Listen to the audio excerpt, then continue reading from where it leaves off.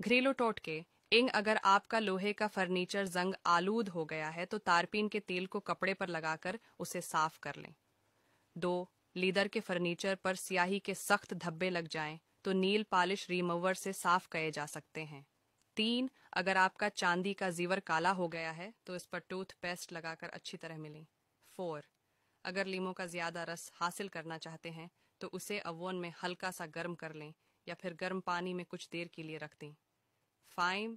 घर में बची हुई काफ़ी को ज़ाया करने की बजाय लान में पौधों में डाल दें, ये बहुत अच्छी खाद का काम करती है। 6. फ्रिज से अगर सब्जियों और फलों की बू ख़त्म करना हो तो उसमें एक लीमो काट कर रख दें या फिर एक अदद बझा हुआ कोयला रख दें। 7. बरसात के मौसम में बस्तर और गदों वगैरह को नमी और सेलन से बचाने के लिए टाल्कम पाउडर इस्तेमाल करें। 8. अगर गद्दी पर थोड़ा सा टाल्कम पाउडर छिड़क कर ऊपर बेडशीट बिछाई जाए तो नमी से महफूज रहेंगे। 9. अगर मछली तवील अरसे तक फ्रीजर में महफूज रखनी हो तो उसे एल्यूमिनियम फवाइल में लपेट कर रखें। इस तरह ये बहुत अरसे तक बिल्कुल ताज़ा महसूस होगी।